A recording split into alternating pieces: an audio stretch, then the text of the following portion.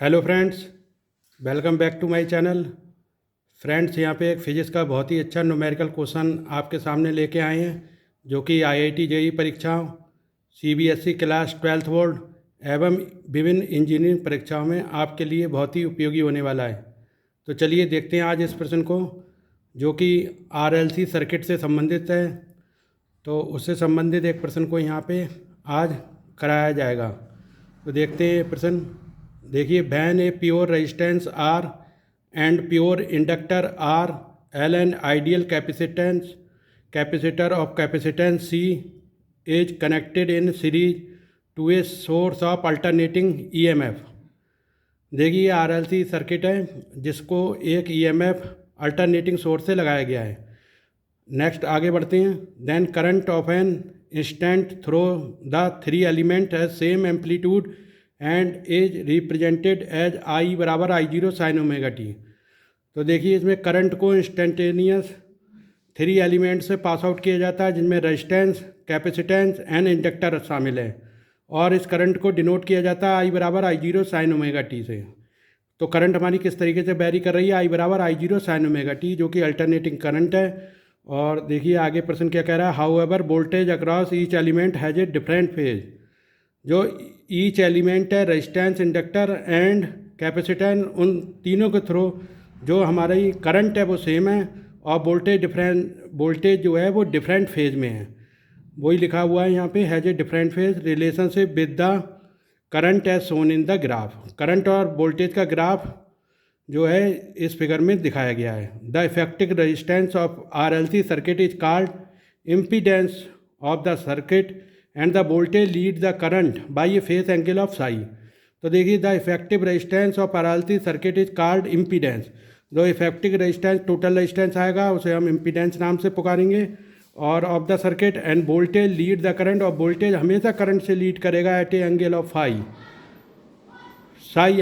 Angle से। ठीक है, तो एक बार क्वेश्चन को फिर से पढ़ देते हैं। देखिए, when a pure resistance R, pure inductor R and ideal capacitor of capacitance C is a connected in series to a same source of alternating EMF, then current of any instant through the three elements has same amplitude and is represented as I बराबर I zero sine omega T. However voltage across each element has a different phase relationship with the current as shown in the graph. The effective resistance of RLC circuit is called impedance of the circuit and the voltage lead the current by a phase angle of psi. तो देखिए, जैसे कि हमारे circuit में दिखाया गया है, तो सर्किट में क्या दिखाया गया है कि वोल्टेज करंट के थ्रू, जो रेजिस्टेंस है उसके थ्रू वोल्टेज बी आर दिखाया गया है एक्स एक्सिस पे, और बी एल जो है वो वाई एक्सिस पे वोल्टेज दिखाया गया है, और बी सी जो है वो जेड एक्सिस पे वोल्टेज को दिखाया गया है। तो वही देखिए, यहाँ पे एक्स एक्सिस पे बी आर वोल्टेज दिखाया गया है, वाई एक्सिस पे बी एल है, और जेड एक्सिस पे बी सी वोल्टेज है। तो जो टोटल हमारा इम्पीडेंस होगा वो देखिए यहाँ पे ये एरो शो करेगा, जो कि के है, और साई एंगल पे टोटल इम्पीडेंस साई एंगल बनाता है। ठीक है, और वोल्टेज हमारा जो है वो E M F alternating voltage लगाया गया है। ठीक है, जो कि साई एंगल बनाता है एक्स एक्सिस से। तो वो यहाँ पे देखते हैं। अब यहाँ पे देखिए, हम प्रश्न है हमारे 5 क्वेश्चन यहाँ पे दिए गए हैं। उन 5 क्वेश्चनों को यहाँ पे हम इस क्वेश्चन के माध्यम से और फिगर के माध्यम से यहाँ पे सॉल्व आउट करेंगे। तो देखिए, हमारा पहला क्वेश्चन किस तरीके से दिया गया है। तो यहाँ पे वैल्यू दी गई है, a register of 12 ohm and a capacitor of reactance 14 ohm and a pure inductor of inductance 0.1 henry are joined in series and placed across 220 volt 50 hertz AC supply.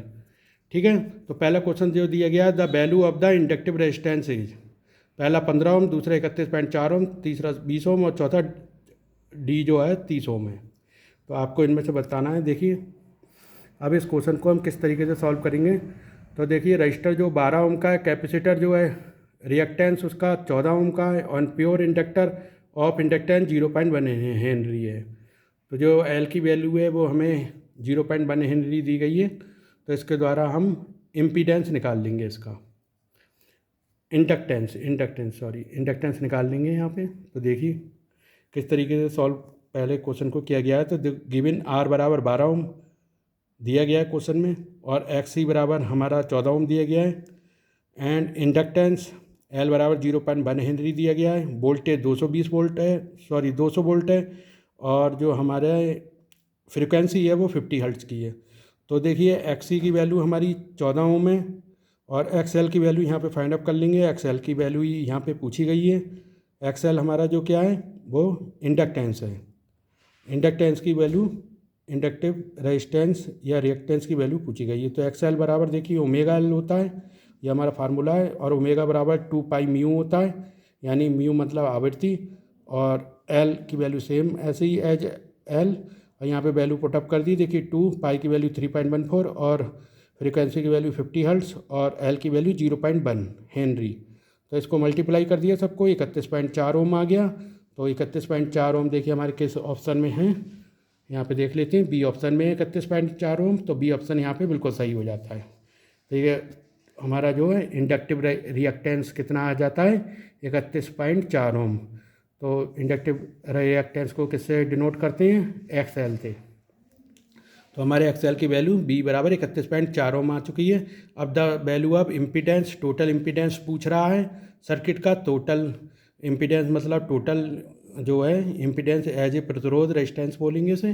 तो the value of total impedance क्या होगा हमारा, वो फार्मूले से find up करते हैं। देखिए दूसरा आर बराबर देखिए वही क्वेश्चन में दिया गया है 12 ohm. Then the value of impedance reactances which will be denoted by E, जिसको हमने यहाँ पे इंडक्टिव रिएक्टेंस को ई से डिनोट किया है, बराबर √r² plus XL minus XC का होल स्क्वायर। ठीक है। तो टोटल इम्पीडेंस, सॉरी यहाँ पे ई लिखा है, यहाँ पे टोटल जो है वो हमारा जेड है। टोटल इम्पीडेंस की वैल्यू क्या है, जेड। यहाँ पे ई लिख गया है, जो यहाँ पे जेड है। टोटल इम्पीडेंस क्या है, जेड बराबर √r² plus XL minus XC का होल स्क्वायर। तो आप लोग ई की जगह जेड इसको समझें, बराबर। अब देखिए आर की वैल्यू पुटअप कर दी 12 का whole square, plus X L की वैल्यू अभी जस्ट फाइंड अप करिए 31.4, और माइनस XC की 14 ओम दे रखी है। ठीक है, का होल स्क्वायर, इसको सब्ट्रैक्ट कर लेते हैं तो वैल्यू आ जाती है, और 12 का स्क्वायर कर लेते हैं 144, और इसको सब्ट्रैक्ट किया हमने तो 302.76 आ गया। सब्ट्रैक्ट करके होल स्क्वायर करा तो 302.76 आ गया। ऐड किया 446.76 का अंडर रूट फाइंड अप कर लेंगे, 21.137 आ जाएगा।